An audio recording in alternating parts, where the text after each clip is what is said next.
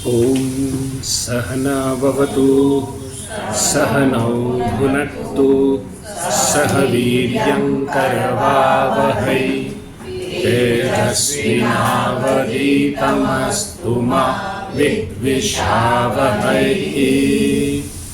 ॐ शान्ति शान्ति शान्तिः। हरिः ॐ श्री गुरुभ्यो नमः। हरिः ॐ।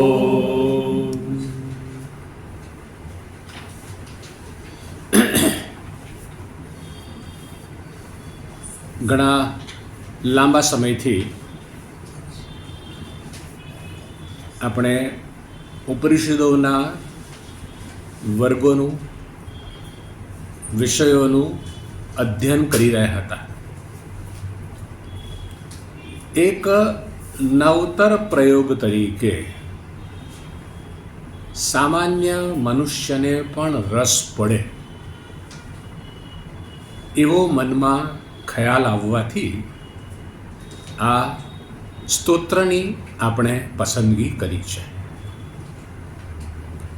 નામ છે તેનું શિવ અપરાધ ક્ષમાપન સ્તોત્ર.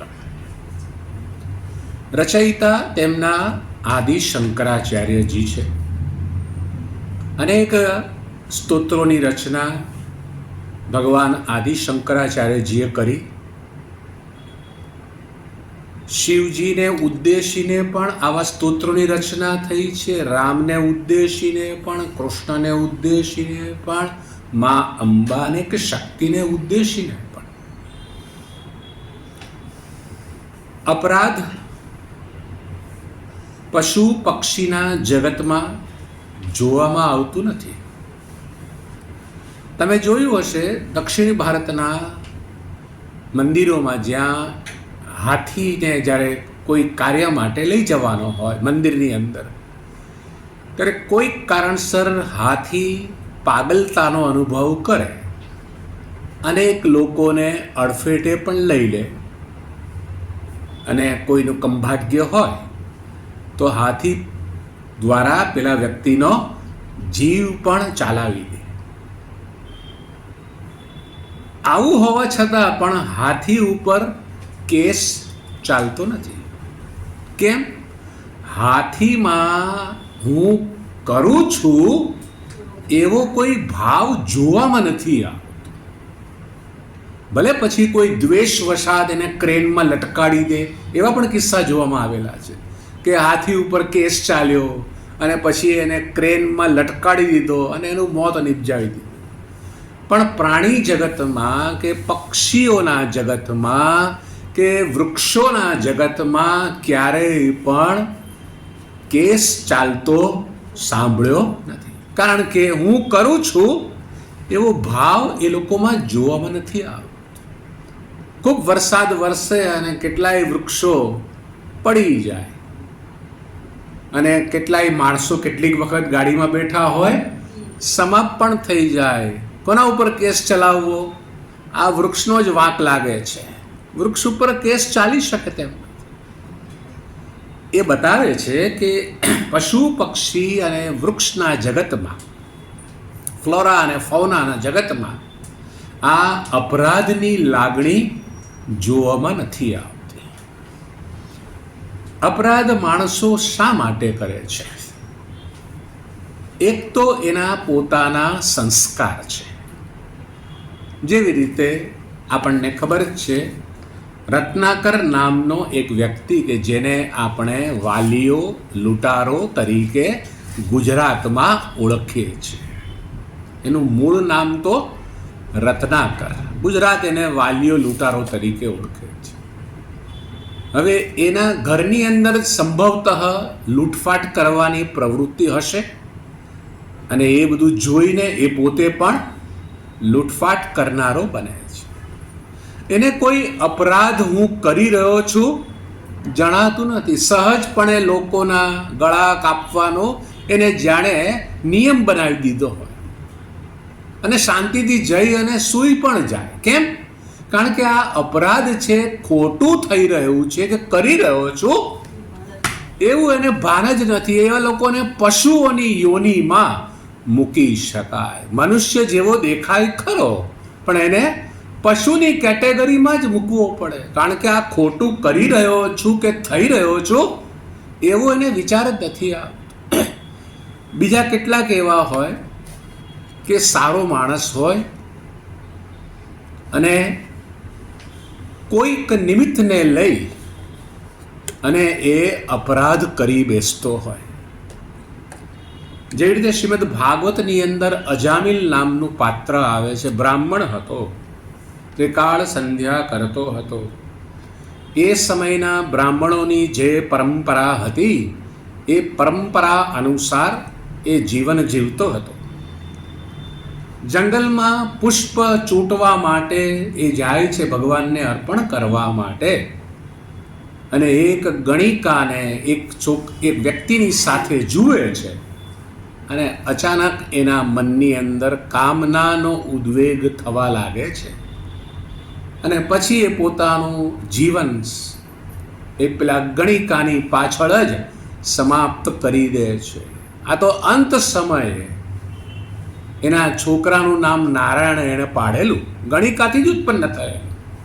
ત્યારે નારાયણે બૂમ મારે છે, અને ત્યારે નારાયણના દૂતો એને લેવા આવે છે. આ ઘટના શ્રીમદ ભાગવતની અંદર પ્રસિદ્ધ છે. એ બતાવે છે કે એ જન્મજાત અપરાધી નહોતો, વાલિયાની જેમ કોઈક નિમિત્તને લઈ એ અપરાધ કરી બેઠો. સુધરવાની સંભાવના છે. એટલા જ માટે આપણે ત્યાં આગળ રિહેબિલિટેશન સેન્ટર જોવામાં આવે છે, જેને રિહેબ તરીકે ઓળખે છે. જે યુવાન છોકરાઓ ચરસ ગાંજાના નશેડી થઈ ગયા હોય એને એક મોકો આપવામાં આવે જેથી એનું જીવન ખરાબ ન થાય. એટલે મનુષ્ય જન્મજાત ખરેખર અપરાધી હોતો નથી, પણ સંજોગોને કારણે એ અપરાધ કરી બેસતો હોય છે. કેટલીક વાર એવું બને છે કે પેલા ચોર લોકો હોય એકવાર અપરાધ કરે, જેવી રીતે આપણને સૌને આજકાલ ખબર છે, ફોન તમે કોઈને કરો એટલે પહેલાં સંદેશો આવે કે તમને કોઈ સરકારી અધિકારી, પોલીસ વિભાગમાંથી વિડીયો કોલ આવે અને હું ફલાણા વિભાગમાંથી બોલું છું અને તમે આટલા આટલા ગુના કર્યા છે એટલે તમારે આટલા પૈસા આપવા પડશે. આવા પ્રકારના આપણે સંદેશા આપણા ફોનમાં સાંભળતા હોઈએ છીએ. કેમ? કારણ કે પેલા જે અપરાધીઓ એકવાર અપરાધ કરી લીધો અને એમાં સફળ થઈ ગયા, સફળતાનો સ્વાદ ચાખી લીધો, ફરી વાર રિપીટ કરવાનું મન થાય છે. એને અંદર ખબર છે કે આ પકડાવાની સંભાવના તો છે, છતાં પણ સફળતા મળીને લાવ ફરી વાર આપણે કરી. એટલે કેટલાક અપરાધીઓ આ પ્રકારના પણ હોય છે. આ અપરાધ જ્યારે એ લોકો કરતા હોય છે તો એને શું આ ખોટું થઈ રહ્યું છે એવું નહીં લાગતું હોય, કેટલાકને ન જ લાગે. જેમ કે વાલિયા લૂંટારો, એને આવું લાગતું જ નથી, પણ અજામિલને એવું થયું કે આ હું આ શું કરી બેઠો. એવા અનેક અપરાધ કરનારા આપણે જોઈએ છીએ. અંગુલીમાલ કે જ્યારે એને ભગવાન બુદ્ધનો સંવાદ થાય છે, કારણ કે અંગુલીમાલ એક એવો હતો કે જંગલમાં રહેતો અને 99 વ્યક્તિઓના ગળા કાપી એ લોકોની હાથની આંગળીઓ કાપી અને માળા પહેરતો. હવે એક જ વ્યક્તિની બાકી હતી અને દૈવ યોગે ભગવાન બુદ્ધ ત્યાંથી પસાર થાય છે. ગામના લોકો કહે છે ન જશો, એ અંગુલીમાલ છે, રાક્ષસ છે, અને અમે તો બધા અહીંથી એના ભયથી ત્રસ્ત છીએ. પ્રભુ તમે ના જશો, સમાજને તમારી જરૂર છે. ભગવાન બુદ્ધ કહે છે જો એવું જ છે તો લાવ ચાલો અંગુલીમાલ કોણ છે એને મળી તો લઈએ. અંગુલીમાલ બેઠો છે જંગલમાં એક વૃક્ષ ઉપર અત્યાર સુધી જેટલા ત્યાંથી પસાર થતા ગભરાતા ગભરાતા રડતા રડતા આશંકિત ચહેરે પસાર થતા હતા. આ એક વ્યક્તિ એવો આવે છે કે જે અડગ એનો ચહેરો છે અને ધીમી ચાલે પ્રસન્નતાથી એ જંગલમાં પ્રવેશ કરે છે. હવે ગભરાવાનો વારો આવે છે અંગુલીમાલ. કારણ કે અત્યાર સુધી એવું જોવા ટેવાયેલો હતો કે પેલા લોકો ગભરાય, ત્યારે આ એક જ એવો છે મર્દ બચ્ચો કે આવે છે, મોઢા ઉપર શાંતિ છે, અભૂતપૂર્વ શાંતિ, છતાં પણ વળી હિંમત ભેગી કરે છે અને કહે છે ખબરદાર ત્યાં જ ઊભા રહેજો. ભગવાન બુદ્ધ એમ છતાં પણ ધીમે ધીમે ચાલવાનું શરૂઆત જ કરે છે. હવે પેલાના હાથમાંથી કુહાડી પડવાની જ માત્ર બાકી છે. હાથ એના ધ્રુજવા લાગે છે, કારણ કે આવો કોન્ફિડન્ટ માણસ એની સામે પ્રથમ વખત એ આવી રહ્યો છે. એ કૂદકો મારીને ભગવાન બુદ્ધની સમક્ષ આવીને ઊભો રહે છે. સંભળાતું નથી, હું અંગુલીમાલ છું. ભગવાન બુદ્ધ કહે છે હા, મેં તારા વિશે સાંભળ્યું છે. જરાય ગભરાયા વગર આટલું એ કહે છે. મારે તમારું શિરચ્છેદ કરવો પડશે ને તમારી આંગળી કાપી અને મારી માળાની અંદર પરોવી, ત્યારે જ મને શાંતિ મળશે. ચોક્કસ, પણ એક કામ કર, મારી મરતા પહેલા એક ઈચ્છા છે. આવું ભગવાન બુદ્ધ કહે છે. તો કે કહો. આ વૃક્ષની ડાળી દેખાય છે? દેખાય છે. કાપી નાખ. લો, હવે જોડી આપ. તો કે એ જોડી તો મારાથી શકાય તેમ નથી. તું કાપી શકે છે પણ જોડી શકતો નથી. આ તું કેવા પ્રકારનો ડાકુ છે? અને જે સત્તાબળથી ભગવાન બુદ્ધના વાણી દ્વારા બોલાયા હતા એ શબ્દો અંગુલીમાલના હૃદયમાં સોંસરવા પ્રવેશી ગયા. એ જ ક્ષણે કુહાડી પડી જાય છે.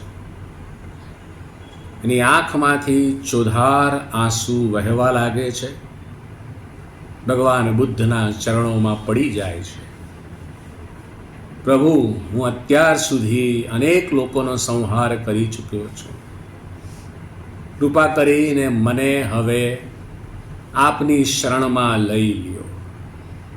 ત્યારે ભગવાન બુદ્ધ કહે છે તારા પાપોનું એકમાત્ર પ્રાયશ્ચિત છે કે તું જે નગરમાં આવા ઘૃણિત કાર્યો કરી ચૂક્યો છે એ જ નગરમાં હવે ભિક્ષુક વેશે તું જા. જે ઘરના લોકોને તે તારી કુહાડીથી સ્વર્ગ માર્ગે પહોંચાડ્યા છે ત્યાં જઈને ભિક્ષા માંગ. અને પછી એ લોકો જે કંઈ પણ કહે કે તને મારે પણ ખરા, કડવા શબ્દો પણ બોલે, એને તું શાંતિથી સહન કરજે. આ જ તારા જીવનના પ્રાયશ્ચિતનો માર્ગ છે. જેવી આજ્ઞા પ્રભુ. હવે એનું મન આખું બદલાઈ જાય છે. અપરાધની ભાવના તો એણે ત્યાં જ સમાપ્ત કરી દીધી. અને હવે એક એવો નવો વ્યક્તિ ઊભો થાય છે એનામાં કે ચાલ, ભગવાન બુદ્ધે કહ્યું છે હું જાઉં અને એ પ્રમાણે કરું. જે ઘરમાં લોકોને એણે કુહાડીથી સ્વર્ગવાસ કરાવેલો હતો બધાના ઘરે રિક્ષા માંગે છે અને લોકો ન કહેવાના શબ્દો કહે છે. ઢોંગી છે, ધુતારો છે, પાખંડી છે, બ્લફ માસ્ટર છે. 100 ચૂહે માર કે બિલ્લી હજકો ચલી હૈ. આવો એનો ઘાટ છે. કેટલાય લોકો એને પથ્થર મારે છે, કેટલાક લોકો ભિક્ષાના પાત્રમાં થૂકે છે, કેટલાક લોકો મૂત્રત્યાગ કરે છે. છતાં પણ ભગવાન બુદ્ધનો સંદેશો છે, એ લોકો આવું કરશે જ, તારે માત્ર સહન કરવા, એને જ પ્રાયશ્ચિત તરીકે ઓળખવામાં આવે છે. અને ત્યારબાદ એના જીવનમાં એટલું મોટું પરિવર્તન આવે છે કે પાછળથી સ્વામી આનંદ તરીકે જગતમાં પ્રખ્યાત થયો. અપરાધની ભાવનામાંથી હવે આરાધનાના આંતરમાર્ગ ઉપર એ હવે ચાલી નીકળ્યો છે. આપણે પણ જીવનમાં અનેક પ્રકારના જાણીએ અજાણીએ અપરાધ કરી બેઠા હશે. શરીર દ્વારા, વાણી દ્વારા, મન દ્વારા. અત્યારે લિસ્ટ બનાવવાની જરૂર નથી આપણે, કારણ કે લિસ્ટ બનાવીશું ને તો અનેક પોપડાઓ ઉખડશે અને આપણું ચિત્ત દુઃખી પણ થશે. તો શું કરીએ? જેના જીવનનો પુણ્યનો ઉદય થયો હોય એ જ હંમેશા આ અપરાધની ભાવનામાંથી છૂટવા માટે પરમાત્માનો સહારો લે. બાકી જેના જીવનમાં પુણ્યનો ઉદય થયો જ ના હોય એ અપરાધની ભાવના ભૂલવા માટે દારૂનો નશો કરતો હોય, ચરસ ગાંજાનો નશો કરતો હોય, કેમે કરીને મેં આજે કરેલું હું ભૂલી જાઉં. પણ હજુ એના ઉપર ભગવાનની, ઈશ્વરની કૃપા થઈ નથી. પણ જેના જીવનની અંદર પુણ્યનો પ્રારબ્ધનો ઉદય થઈ ચૂક્યો છે એવો વ્યક્તિ જ પરમાત્માને યાદ કરે છે. અને એવો વ્યક્તિ જ પરમાત્માની સમક્ષ જે કોઈ પણ એણે પાપ કર્મો ભૂતકાળમાં કરેલા એ તમામ પાપ કર્મોને યાદ કરી ભગવાનની સમક્ષ અભિવ્યક્ત કરે છે કે જેથી પોતાનું મનમાં જે કોઈ પણ બોજ છે એ બોજ આખો રિલીઝ થઈ જાય, છૂટી જાય. અને એ જ આ સ્તોત્ર શિવ અપરાધ ક્ષમાપન સ્તોત્ર તરીકે સુપ્રસિદ્ધ શાસ્ત્રોમાં જોવામાં આવે છે. અને એ આજે આપણે પ્રારંભ કરીશું. શિવ અપરાધ ક્ષમાપન સ્તોત્રમ. અહીંથી હું શ્લોક બોલીશ, ત્યારબાદ આપ સૌએ એક પછી એક લાઈન બોલવાની રહેશે. આદૌ કર્મ પ્રસંગાત કલયતિ કલુષમ. આદૌ કર્મ પ્રસંગાત કલયતિ કલુષમ. માતૃકુક્ષૌ સ્થિતમ મામ માતૃકુક્ષૌ સ્થિતમ મામ વિન્મુત્રામેદ્ય મધ્ય ક્વથયતિ નિતરામ. વિન્મુત્રામેદ્ય મધ્યે ક્વથયતિ નિતરામ. જાઠરો જાત વેદાઃ જાઠરો જાત વેદાઃ યદ્યદ્વૈ તત્ર દુઃખં વ્યથયતિ નિતરામ.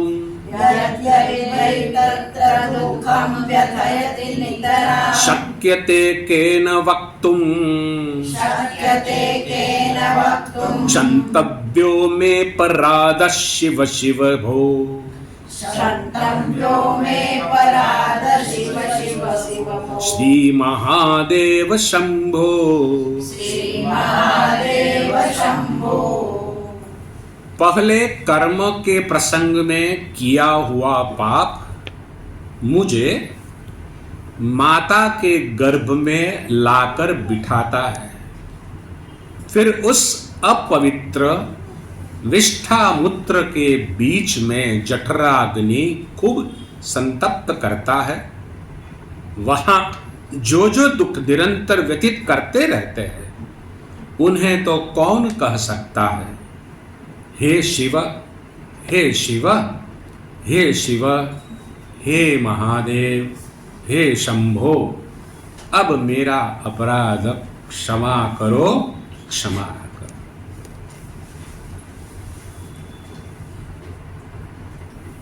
જે આ ભક્ત છે એનો પોતાનો આર્તનાદ છે. પીડામાંથી અભિવ્યક્ત થયેલી જે વાણી હોય એને કહેવામાં આવે છે આર્તનાદ. અહીં એ પોતે કહે છે કે હું માતાના ગર્ભમાં ત્યાં પહોંચ્યો કેવી રીતે, તો કહે છે કર્મ પ્રસંગાત.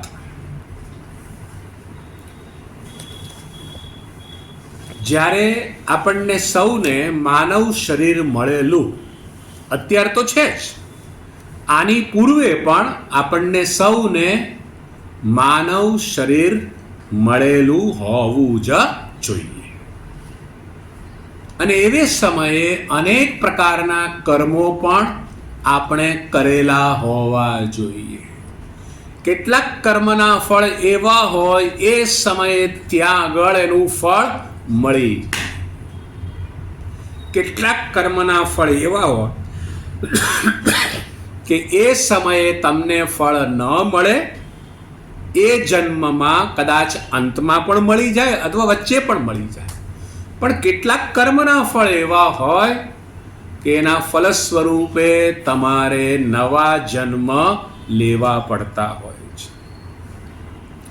અને એ પણ કોઈક એવી તમારા કર્મના ખાતા વહીમાં લગભગ પાપ અને પુણ્ય સરખા હોય તો માનવ શરીર તમારે ધારણ કરવું પડે. ખૂબ જ જઘન્ય પાપ કર્મ કર્યા હોય તો તમારે પશુ પક્ષીની યોનિમાં જવું પડે. કેમ? ત્યાં આગળ કર્મ કરવાની સ્વતંત્રતા બસ માત્ર ભોગ જ ભોગવવાના હોય. કૂતરાને શરીરમાં સમસ્યા થાય તો વધુમાં વધુ એ પોતાના ગળામાંથી ચીસો પાડે, એટલે આપણે કરુણાવશાત એને પકડીને હોસ્પિટલમાં લઈ જઈએ, પણ એને પોતે શું થાય છે એ કહી શકતો હતો નથી. બહુ પુણ્ય કર્મો કર્યા હોય તો દેવતાઓની યોનિમાં, સ્વર્ગલોકમાં તમે ત્યાં આનંદ કરો, પણ બંને લગભગ સરખા હોય. લગભગ કેમ કહીએ છીએ? કારણ કે એવો કોઈ ચોક્કસ રેશિયો નથી કે 49% પાપ અને 51% પુણ્ય, એવો કોઈ રેશિયો નથી. એટલા માટે લગભગ સરખા હોય તો આ માનવ શરીરમાં તમારો જન્મ થાય. એટલે બીજા બધા પ્રાણીઓ કરતા આપણે કેવા છીએ? ભાગ્યશાળી છીએ કે નહીં? આપણે ભાગ્યશાળી છીએ. કેમ? આપણે વિચાર કરી શકીએ છીએ. મારે શું કરવું, શું ન કરવું એવી વિવેક બુદ્ધિ પણ આપણને આપવામાં આવી છે. ગધેડાને એવી વિવેક બુદ્ધિ નથી આપી. બે ચાર સંન્યાસી ગધેડાની પાછળ ઊભા હોય અને કંઈ કામ વાતો કરતા હોય અને ગધેડાને થયું કે મારે બધાને લાત મારવી જ છે, તો એ વસ્ત્ર ના જુએ, એ તો મારે જ. કેમ? કારણ કે એનામાં વિવેક બુદ્ધિ નથી. મનુષ્યની પાસે વિવેક બુદ્ધિ છે. એ દ્રષ્ટિકોણથી આપણે બહુ સારા છીએ પશુ પક્ષી અને દેવતાઓ કરતા પણ. કેમ? માનવ શરીર એક જ એવું છે કે જેમાં મુક્તિની વ્યવસ્થા જોવામાં આવે છે. સંસાર ચક્રમાંથી છૂટવા માટેની વ્યવસ્થા એકમાત્ર માનવ શરીરમાં જ જોવામાં આવે છે. અને તેટલા જ માટે આ ભક્ત આર્ત ભાવે કહે છે કે મેં કર્મ જે કરેલું એના આધારે મારું જન્મ ક્યાં થયો છે? તો કે માતાના ગર્ભમાં મારે પ્રવેશવું પડે છે. આપણને ખબર તો છે કે જીવાત્મા આ શરીરમાંથી કેવી રીતે જાય છે. ઘણા લોકોના ઘરની અંદર ચા પીને માત્ર બેઠા અને ગયા. કેટલાક એવા હોય કે રાત્રે સૂતા તે સૂતા ઉઠ્યા જ નહીં. જ્યારે કેટલાકના જીવનમાં એવું, અરે મારા દાદા તો બહુ પીડાયા, કેટલાક તે એક્સિડન્ટમાં જ ચાલી ગયા. એટલે જીવાત્માની ગતિ એ શરીરમાંથી ઘણા લોકો જાણે છે, પણ આ જીવાત્મા આવે છે કેવી રીતે માતાના ગર્ભમાં, બહુ ઓછા લોકો જાણે છે. પણ શાસ્ત્ર સ્પષ્ટપણે કહે છે કે આ જે જીવાત્મા છે એ ધારો કે સ્વર્ગલોકમાં હોય અને એના પુણ્યો હવે સમાપ્ત થઈ ચૂક્યા છે. હવે એણે નવા જન્મ માનવ શરીરમાં લેવો પડે એવી સ્થિતિ છે. તો સૌથી પહેલા એ આકાશ તત્વમાં પડે છે, ત્યારબાદ એ વાદળામાં પડે છે. વાદળા વરસે છે આ જમીન ઉપર, એને એ વરસાદની સાથે એ જમીનમાં પ્રવેશ કરે છે.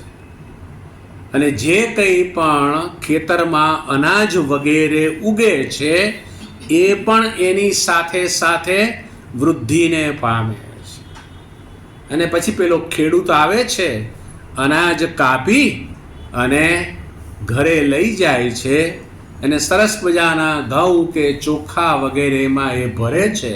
અને ભોજન જ્યારે બનાવવાનું હોય ત્યારે એને બરાબર પીસી રોટલી વગેરે બનાવી કે ભાત વગેરે બનાવી અને પતિ અને પત્ની બંને આરોગે છે. તો સ્ત્રીના શરીરમાં આવે છે કેવી રીતે કે પતિ દ્વારા જે આ અનાજ ગ્રહણ કરવામાં આવ્યું એ અનાજમાં પેલો જીવાત્મા ઓલરેડી છે જ. હા, હું નથી કહેતો, હા, ઉપનિષદ કહે છે એટલા માટે કહી રહ્યો છું. અને એ પેલા શરીરમાં પ્રવેશી વીર્ય બની અને સ્ત્રીના શરીરની અંદર પ્રવેશ કરે છે. એટલે સ્ત્રીના શરીરમાં પહોંચે છે કેવી રીતે? આટલી લાંબી પ્રક્રિયા દ્વારા. એટલા માટે આ આર્ત ભાવે ભક્ત કહે છે, મેં જે કર્મો કરેલા અને એના ફલ સ્વરૂપે મારે ક્યાં આવવું પડ્યું છે? માતાના ગર્ભમાં આવવું પડ્યું છે. ત્યાં કેવું છે? સ્થાન કેવું છે? સ્થાનનું વર્ણન કરે છે. એર કન્ડિશન ત્યાં નથી, સરસ મજાના ડનલોપ પિલોના ત્યાં ગાદલા તકિયા પણ નથી. શું છે? સ્વયં પોતે કહે છે, फिर उस अपवित्र विष्ठा मूत्र के बीच में जठराग्नि खूब संतप्त करता है. રહેવાનું સ્થાન શું બતાવ્યું? અપવિત્ર વિષ્ઠા, મલ અને મૂત્ર રહેવાનું ત્યાં. અને ઊંધે માથે, સીધું નહીં, ઊંધે માથે. અને માતાને જે ભૂખ લાગે એ જઠરાગ્નિ પેલા બાળકને કે જીવાત્માને સંતપ્ત કરે છે, અને એ કશું કરી શકતો નથી. એટલા જ માટે કહે છે, ખૂબ સંતપ્ત કરતા હૈ જઠરાગ્નિ, वहां जो जो दुख निरंतर व्यथित करते रहते हैं उन्हें कौन कह सकता है. માતા અમેરિકન હોય તો એ તો સિગરેટ પણ પીએ, ભલે ને ગર્ભસ્થ બાળક હોય, ડૉક્ટરે કહ્યું હોય ડોન્ટ સ્મોક, તો પણ એને ઈચ્છા થાય એ પીએ. દારૂ પણ પીએ તો ડૉક્ટરે ભલે કહ્યું હોય. એટલે આવી માતાઓ હોય એને લઈને પેલો જે છોકરો અંદર છે, ગર્ભસ્થ બાળક, એને પણ એ સિગરેટ, દારૂ વગેરે એને પહોંચતું હોય છે. એટલે કેટલું દુઃખ પેલા બાળકને થતું હશે આપણે સમજી શકીએ તેમ છે. પણ આપણા દેશની અંદર હજુ આજે પણ જ્યારે ખબર પડે કે હવે બાળક ગર્ભમાં આકાર લઈ રહ્યું છે, પ્રથમ તો એને સારા ગ્રંથો વાંચવા માટે એને સાઈડમાં મૂકી આપે કે હવે તારે કોઈ કામ કરવાનું નથી, કારણ કે હવે આવનારું જે જીવાત્મા છે એના રક્ષણ માટે સારા સંસ્કાર એનામાં આવે એને માટે હવે તમે આ પ્રકારે વાતાવરણમાં રહો. એટલા જ માટે રામાયણ મહાભારત કે પછી શ્રીમદ ભાગવતમ પણ વાંચવા માટેનું ઘણા લોકો રેકમેન્ડ કરતા હોય છે ને. આજે આ પ્રકારની સિસ્ટમેટિકલી આ બધા ગ્રુપ પણ બધી જગ્યાએ નીકળ્યા છે. પણ બાળક જે અંદર ભોગવવું પડે એ તો ભોગવવું જ પડે. મા બાપ બંને ઝઘડતા હોય, પેલો ગર્ભસ્થ બાળક બધું જ સાંભળતો હોય. એ બિચારો કશું કરી શકતો નથી. કેમ? હજુ તો ગર્ભની અંદર જ છે. માતા તીખું ખાય તો એને ખાવું પડે, સ્વીટ ખાય તો એ પણ ખાવું પડે. કારણ કે એ કેવો છે, બે સહારા છે. માટે અહીંયા કહે છે ઉनको કોણ કહે સકતા હૈ. હવે એમાંથી છૂટવા માટે શું ઉપાય છે? સાત્વિક ગુણવાળો હોય તો ઉપાય એ બતાવે છે, હે શિવ, હે શિવ, હે શિવ. શિવજીને કેમ યાદ કરે છે, બીજા બધા દેવતાઓને કેમ નહીં? તેનું કારણ છે, એક તો આ શિવજીની સમક્ષ અપરાધ આ વ્યક્તિ અભિવ્યક્ત કરે છે. બીજું, મરણ પછી જો આપણને છોડાવવા માટે સામર્થ્યવાન જો કોઈ હોય તો એકમાત્ર શિવજી છે. માટે તમે જોયું હશે, ત્રંબકં યજામહે સુગંધિમ પુષ્ટિવર્ધનમ, પછી આવે છે ઉર્વારુકમિવ. ઉર્વારુકમ એટલે શું? કાકડી, ટેટી, તરબૂચ પાકી જાય એટલે શું થાય? આપોઆપ ડીટડું છૂટું પડી જાય, ખેંચવાની જરૂર નહીં. એટલા માટે કહે છે ઉર્વારુકમિવ બંધનાથ. એ બંધનમાંથી મને છોડાવો. મુક્ષીય મા અમૃતાત. અમૃતમાંથી નહીં મને છોડાવો, એમાં તમે લગાડીને રાખો, પણ છોડાવો ક્યાંથી? ઉર્વારુકમિવ. એટલે કે આ સંસારની જે સમસ્યાઓમાં હું અત્યારે દુઃખી અનુભવી રહ્યો છું એમાંથી મને છોડાવો. એટલા માટે એ મંત્ર છે. પણ આપણે મંત્ર સમજ્યા વગર જ બોલતા હોઈએ છીએ. કંઈ વાંધો નહીં, ન મામા કરતા કાણો મામો તો સારો. અર્થ સમજ્યા વગર બોલે છે એ બહુ છે. અર્થ સમજીને બોલો તો સૌથી શ્રેષ્ઠ છે. એટલા માટે આ શિવજીને યાદ કરે છે, હે શિવ, હે શિવ, હે શિવ. 3 વખત બોલવા પાછળનું તાત્પર્ય એ છે કે પોતાની જે લાગણી છે એક વારમાં અભિવ્યક્ત ન થઈ શકે. લાવ બીજી વાર કહું, લાવ ત્રીજી વાર કહું. ઘણી વખત એવું કોઈ કામ કરતું હોય, સાંભળો છો?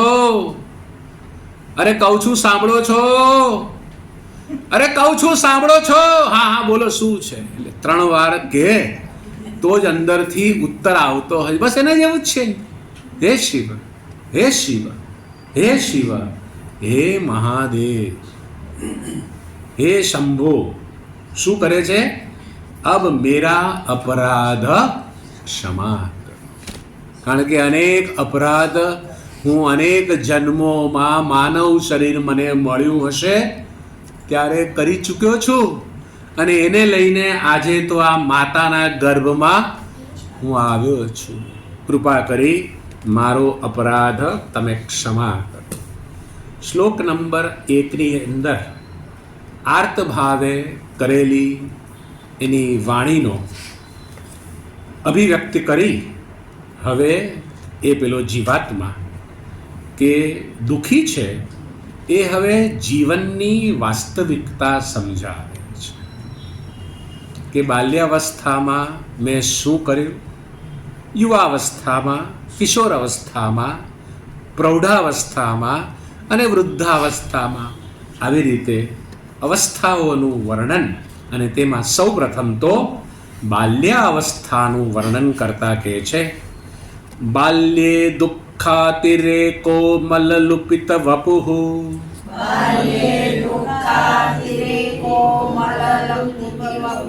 સ્તન્યપાને પિપાસા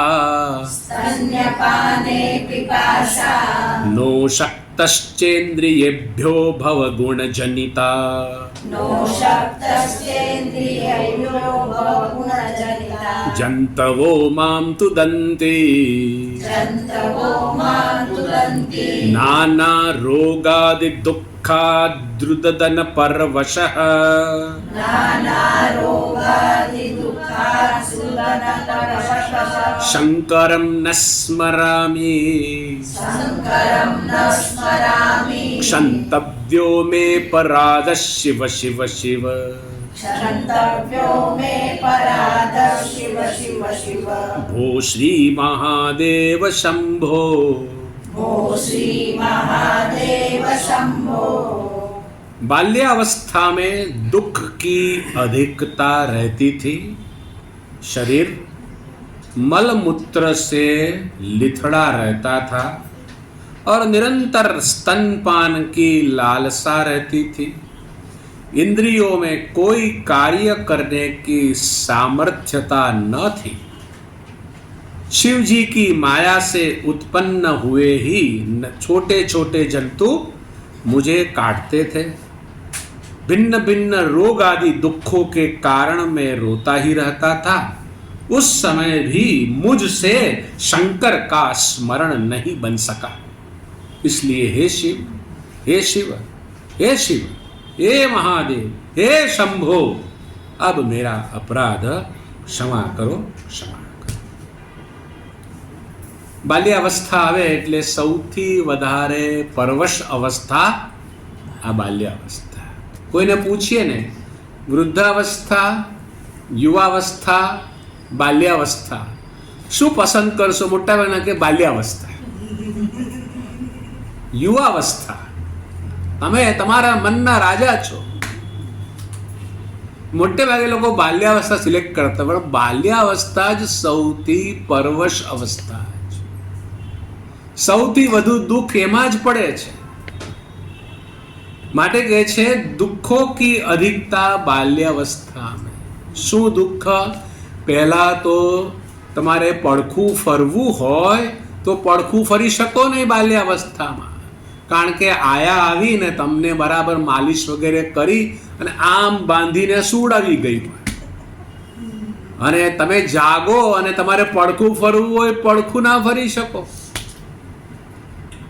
અને ઊંઘમાં ને ઊંઘમાં જ પેલા બાળક દ્વારા મળમૂત્રનો ત્યાગ થઈ ગયો હોય એ ચોંટેલું ને ચોંટેલું જ રહે. એને લઈને પણ પેલા બાળકને દુઃખ થાય. એટલું જ નહીં, કોઈ એને આવીને તેડે એવી પણ એની ઈચ્છા હોય, પણ એ બોલી શકે નહીં કે મને તમે તેડો. પોતે જે સ્થિતિમાં છે એવી સ્થિતિમાં ભીતને તાકીને જોતો રહે કે પંખાને તાકીને જોતો રહે. પડખું પણ ફરી શકે નહીં. હજુ તો ચાલવાને તો બહુ વાર છે. બસ જે સ્થિતિમાં છે એમાં જ એ રહે છે. એટલું જ નહીં, એની શ્રોત્રેન્દ્રિય તો ગર્ભમાં જ કામ કરતી હોય છે અને મા અંદર હોય. પિતાજી નોકરી ધંધે ગયા હોય, ઘરમાં સાસુ સસરા ન હોય તો એને રાખે કોણ? પેલી આયા. અને આયા તો એનું કામ પતાવી બીજા છોકરાના કામ માટે ચાલી ગઈ હોય. એકલો અસહાય પોતાની જાતને અનુભવતો હોય છે. આ ચાઇલ્ડ સાયકોલોજી છે. સાયકોલોજીસ્ટો કહે છે કે જ્યારે બાળક માના ગર્ભમાં હોય ત્યારે સૌથી સેફ અને સિક્યોર અનુભવે છે. કેમ? પેલા પ્રવાહીની અંદર બાળક ભ્રમણ કરતું હોય, પણ જેવો પ્રસવનો સમય આવે છે, નાળ કપાય છે, બાળકમાંથી જુદું થઈ જાય છે, સિક્યોરિટી, સુરક્ષિતતા એના જીવનમાંથી સમાપ્ત, ત્યારે રડવાનો પ્રારંભ કરે છે. કારણ કે હવે પોતે કેવું માને છે? અસુરક્ષિત. અને જીવનભર સુરક્ષા માટે કેટલા પ્રયાસ કરતો હોય. પણ અહીં તો બાલ્યાવસ્થાની વાત ચાલે છે. કેટલાય પ્રકારના દુઃખો થાય છે. માટે કહે છે દુઃખો કી અધિકતા रहती थी, मलमूत्र से मेरा शरीर लिथड़ा रहता था. મને મળમૂત્ર કરવા જવું છે એ પણ બોલી શકે નહીં. પેટમાં દુખાવો થયો હોય તો માત્ર રડવાનું જ કામ કરે. તો માં અંદાજ કરીને કે આમ હશે તો આ ખવડાવેલું એટલે આવું હશે, લાવ આ પ્રકારે દવા કરવા દે. જેવી રીતે બહુ દૂધ પીતું હોય તો એને ગેસ પણ થઈ જાય, ગેસને કારણે એને દુઃખ પણ થાય. તો માતા શું કરે, પેલી હિંગ હોય એને થોડી ગરમ કરી અને પછી પેટની આસપાસ, દૂટીની આસપાસ લગાડી દે, રિલીઝ થઈ જાય. માતા પણ અંદાજે કરતું હોય. દર વખતે આવું બનતું હોય છે એવું જરૂરી નથી. અને બાળક સતત રડતું જ હોય છે. કેટલીક વખત અંદર સમસ્યા હોય, બાળક કહી શકે ને. આવી પરવશ દશા બાલ્યાવસ્થાની છે. અને નિરંતર સ્તનપાન કી લાલસા રહેતી હતી. ભૂખ લાગે એટલે કશું પણ બિચારું કરી શકે નહીં સંતાન. આપણને તો ભૂખ લાગે તો હમણાં ખાવાનું છે, ના નથી, લાવો ઓર્ડર કરી દઈએ, 10 મિનિટમાં આવી જશે.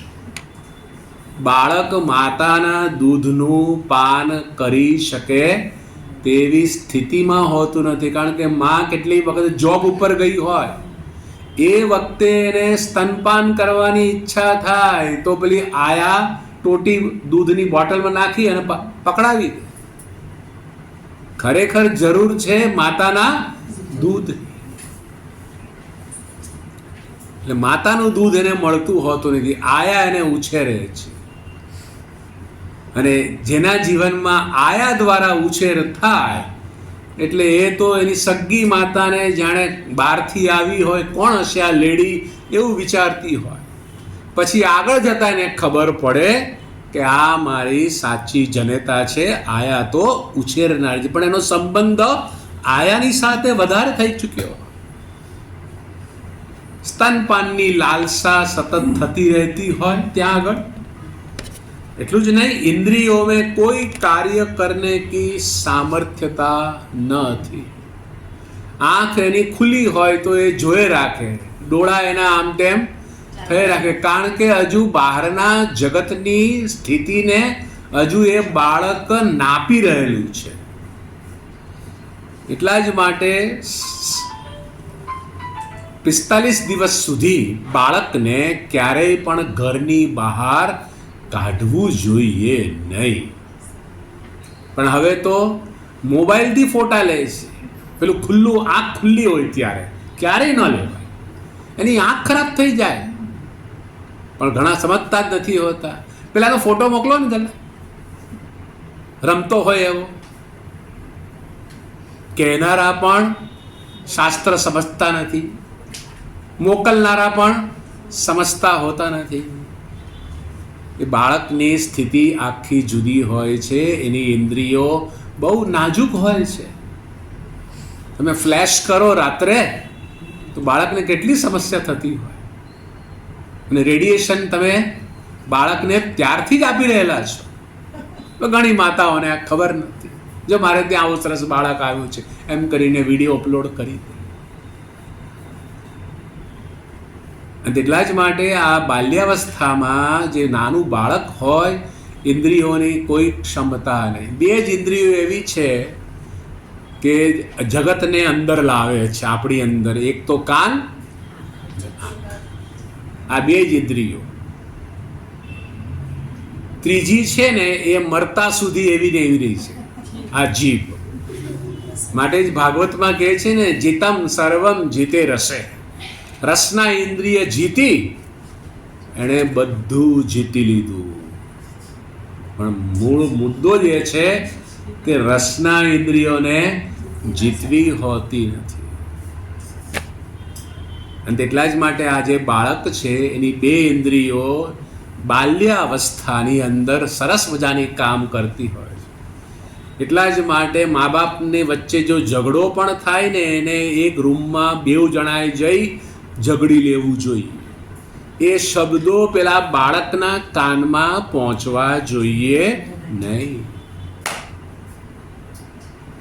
ઘણાને આ ખબર જ નથી. એટલે પછી એ બાળક મોટું થાય, બધું પેલા સંસ્કારવાળું લઈ અને મોટું થતું હોય છે. અને એ સંસ્કાર એના સબકોન્શિયસ માઇન્ડની અંદર રહેલા હોય છે. કારણ કે મનુષ્યના જીવનમાં સબકોન્શિયસ માઇન્ડ, અર્ધજાગૃત મન બહુ સરસ કામ કરતું હોય છે. તમે અત્યારે કેવું આ તમારા જીવન છે તમારા સબકોન્શિયસ માઇન્ડ પર આધારિત છે. એટલા જ માટે આ અર્ધજાગ્રત મનને આપણે હંમેશા સાચવવું જોઈએ, જે બાલ્યાવસ્થામાં જ સંભવ બની શકે. પણ કોક એવી રાણી મદાલસા હોય કે જેના 7 છોકરાઓ, 6 છોકરાઓ મોટા થઈને સંન્યાસી થઈ ગયેલા, 7મો પેલું રાજ્ય ચલાવવા માટે એને રાખવો પડેલો. એ રાણી મદાલસા શું ગાય?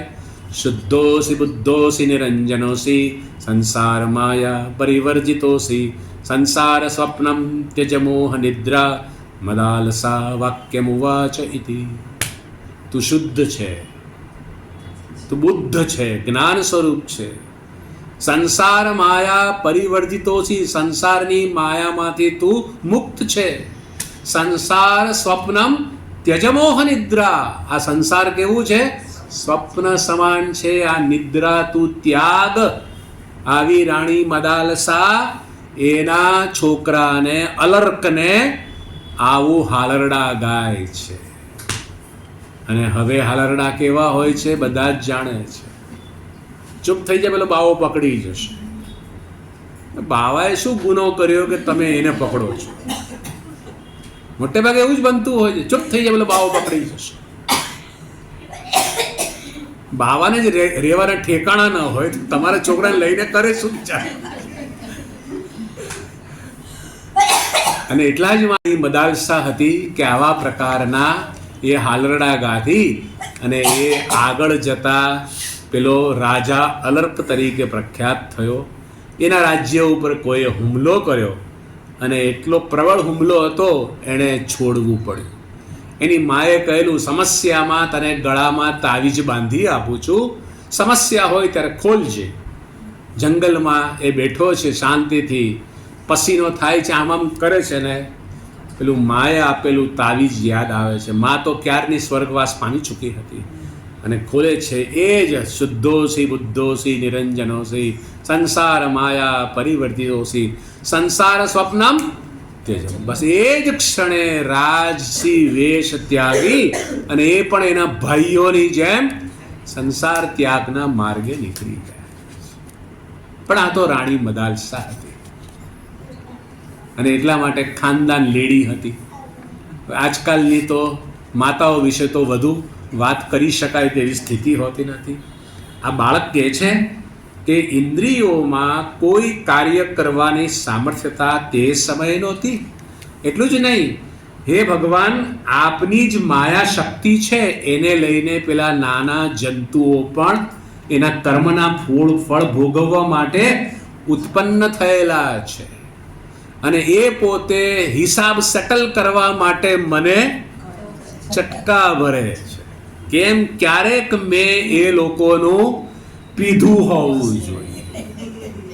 એટલે હવે આ સમયે હું બાળક તરીકે છું, એ મચ્છર બની અને પી રહ્યો છે. સૌ પોતપોતાનું બેલેન્સ ટેલી કરી રહ્યા છે, લેણ દેણ બધા જ પૂરી કરી રહ્યા છે. એટલા જ માટે થાય છે કે હું જ કેમ દુઃખી? પેલો જે આવ્યો છે અથવા પેલી જે આવી છે એ તારા ઘરમાં હિસાબ કરવા માટે આવેલી છે. જે ક્ષણે હિસાબ પૂરો થઈ જશે એ જ ક્ષણે વિદાય થઈ જશે. દીકરી આવી હોય તો 20-25 વર્ષ, બસ પછી બીજાની સાથે હિસાબ. પત્ની હોય તો લાંબા સમય સુધી. એટલે સૌના કર્મના ફળ ભોગવવા માટે ભેગા થાય છે. કોની જેમ? પેલી ભમરીની અંદર પાણીમાં ભમરી થાય, તણખલાઓ અલગ અલગ દિશાઓમાંથી આવે અને ફરે, પછી વેગ પૂરો થઈ જાય એટલે પાછા પોતપોતાને અલગ અલગ દિશામાં ચાલ્યા જાય. એમ આ પણ ઘરની અંદર શું છે? ભમરી જેવું છે. બધા ભેગા થાય છે, થોડાક વર્ષો રહે છે, જેનો સમય પહેલો આવશે યમરાજ ઈશારો કરે ચલો, એટલે જગતના રંગમંચમાંથી એની એક્ઝિટ થઈ જાય. આ નિયમ અનાદિકાળથી ચાલ્યો આવે છે એટલા માટે સૌ ભેગા થાય છે હિસાબ પૂરો કરવા માટે. અહીં કહે છે અલગ અલગ જંતુઓ મુझे काटते थे, अलग अलग रोगादि दुखों के कारण मैं रोता ही रहता था. બાળકને કયો રોગ પડ્યો, ચાલો છેલ્લે ડૉક્ટર પાસે લઈ જાય. ડૉક્ટર બી પોતાના ડૉક્ટરી નોલેજ અનુસાર દવા આપવાનો પ્રયાસ કરે. પછી કે ફલાણું કરાવવું પડશે, સિટી સ્કેન કરાવવું પડશે, MRI કરાવવું પડશે. પછી નક્કી થાય ઓ આને તો હૃદયમાં કાણું છે. એને લઈને પેલું બાળક નિરંતર દુઃખી થતું રહેતું હોય છે. માટે કહે છે अलग अलग रोगादि दुखों के कारण मैं रोता ही रहता था.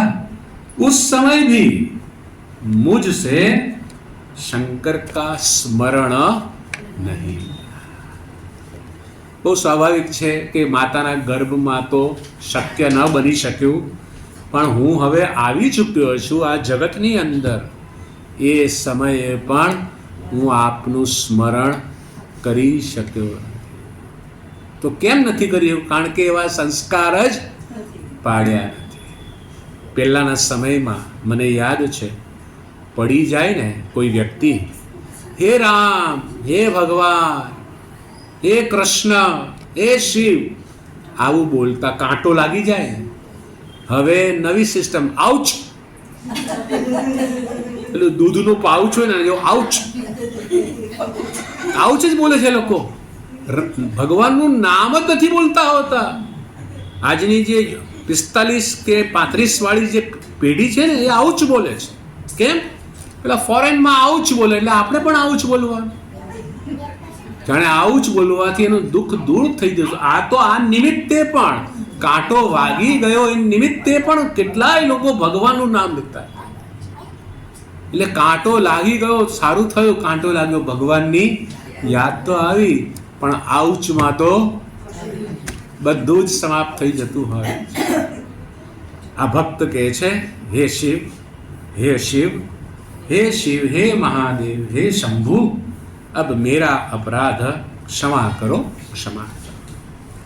બાલ્યાવસ્થાની વાત કર્યા બાદ બાલ્યાવસ્થામાંથી હવે આવે છે વ્યક્તિ યુવાવસ્થા.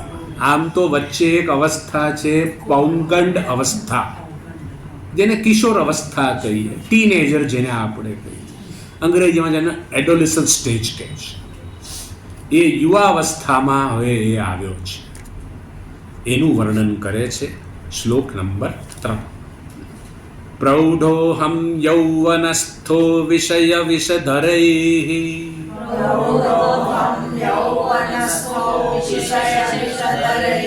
પંચભિર્મર્મ સંધો દષ્ટો નષ્ટો વિવેકઃ સુતધન યુવતી સ્વાદ સૌખ્યે નિષન્નઃ શૈવી ચિંતા વિહીનમ મમ હૃદયમહો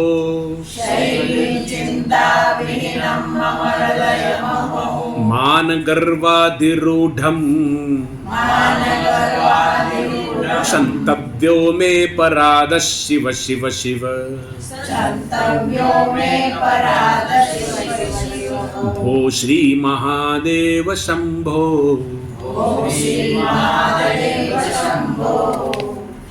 जब मैं युवावस्था में आकर प्रौढ़ हुआ तो 5 विषय रूपी सर्पों ने मेरे मर्म स्थानों में डसा, जिससे मेरा विवेक समाप्त हो गया और मैं धन, स्त्री और संतान के सुख भोगने में लग गया. उस समय भी आपके चिंतन को भूलकर मेरा हृदय बड़े घमंड और अभिमान से भर गया. अतः हे शिव, हे शिव, हे शिव, हे महादेव, हे शंभो, अब मेरा अपराध क्षमा करो, क्षमा करो. युवावस्थाમાં આકર પ્રૌઢ હુઆ એટલે યુવાવસ્થામાં સમસ્યાઓ આવે તો એને નિપટાવવાનું એનામાં સામર્થ્ય હોય. દુઃખ છે તો આવે રાખે અને સાથે સાથે યુવાવસ્થામાંથી એ હવે આવે છે પ્રૌઢાવસ્થા. યુવાવસ્થા ક્યારે ગણાય? તો 25 વર્ષ પછી યુવાવસ્થાનો પ્રારંભ થાય. પહેલા સમયમાં કાઠિયાવાડમાં એવું કહેવાય, 12 બુદ્ધિ, 16 શાન, 20 વાન અને 25 ભાન. શેનું ભાન? આ જગત વિશેનું ભાન થાય, પોતે કોણ છે એનું ભાન. આવું પહેલાના સમયે કહેવાય. એટલે 25 વર્ષ એ એજ્યુકેશનમાં જ્યારે આપી દે, હવે એના જીવનનો પ્રારંભ ખરેખર શરૂ થાય છે. એટલા માટે અહીં કહે છે યુવા અવસ્થા મેં આકર, એટલે એનામાં જગતના તમામ સમસ્યાઓને લડવાનું સામર્થ્ય યુવાવસ્થામાં આવી જતું હોય છે. પછી યુવાવસ્થાને પૂર્ણ કર્યા બાદ આવે છે પ્રૌઢ અવસ્થા. બરાબર પાકી ગયો હોય, પત્નીની સાથે રહીને કે પતિની સાથે રહીને કે જગતના લોકોની સાથે રહીને, અને એવું ઈચ્છે કે હું મારી પત્નીને બદલી નાખું, સાવ ગામડિયા જેવી છે, બદલી નાખું એને. પત્ની પણ એવું ઈચ્છે કે હું આને બદલી નાખું, મારા ધણીને. આમ કરતાં કરતાં જીવનના 25 વર્ષો પૂરા થઈ જાય અને પછી અચાનક 50મે વર્ષે બ્રહ્મજ્ઞાન લાદે, કોઈ કોઈને બદલી શકે તેમ નથી. તો શું કરવું? જેવો મળ્યો છે કે મળી છે સ્વીકારી લેવું જોઈએ. એટલા જ માટે વડીલો કીધું, પડ્યું પાનું નિભાવી લે, જીવનની બાજી સુધારી લે. ના, હવે તો પાનું પડ્યું તો ઉપાડીને ફેંકી ગયું. પછી ડિવોર્સ જોયો છે આજે કોર્ટમાં કેસીસ કેટલા ચાલે છે. ડિવોર્સના કેસીસ ઢગલાબંધ છે અને ડિવોર્સના એક્સપર્ટો છે, તમને ડિવોર્સ અપાવી દઈએ, આવા પ્રકારના લોયર છે. કેમ? જીવનનો મર્મ શું છે સમાજ સમજ્યો નથી. અને તેટલા જ માટે સમાવી લેવાની સહન શક્તિ લગભગ સમાપ્ત થઈ ચૂકેલી છે. અને પાછા પોતે ભણેલા છીએ અમે શું કામ એનું સાંભળી લઈએ? તું કમાતો તો તારે ઘેર, હું કમાવું છું, બસ ઈગો ક્લેશ શરૂ થવા લાગે અને એ જ સંસારમાં આગ ચાંપતો હોય. અને પછી ડિવોર્સની નોટિસ આવે ત્યારે થાય, ઓ ખરેખર ડિવોર્સ થશે ખરા? અને સંતાન થઈ ગયું હોય તો સંતાનને માથે કેટલી મુશ્કેલી. એ જજને રડતો રડતો કહે છે, જજ સાહેબ તમે ડિવોર્સ ના આપશો, મારે બેઉ સાથે રહેવું છે. જજની હાલત જુઓ કે તારે એકની સાથે રહેવું પડે, સિલેક્ટ કરવું પડશે. જો છોકરાની હાલત કેટલી ખરાબ થતી હોય, એના જે સબકોન્શિયસ માઇન્ડની અંદર કેટલી સમસ્યા થતી હોય છે, પેલા મા બાપ સમજવા માટે તૈયાર નથી હોતા. કેમ? યુવાવસ્થામાં બધું જ કરી શકે તેમ છે, પણ પછી સમય બદલાય અને પ્રૌઢ અવસ્થા આવે. પ્રૌઢ અવસ્થા એટલે હવે જીવનના અનુભવમાંથી પસાર થઈ ચૂક્યો છે, એ પ્રૌઢ વ્યક્તિ છે. શું કરે છે? તો 5 વિષય રૂપી સર્પોને મેરે મર્મ સ્થાનો મેં ડસા. વિષયનો ભોગ કરવાથી જ સુખ મળે છે એવું આપણે બાલ્યા અવસ્થાથી જ માનતા આવ્યા છીએ.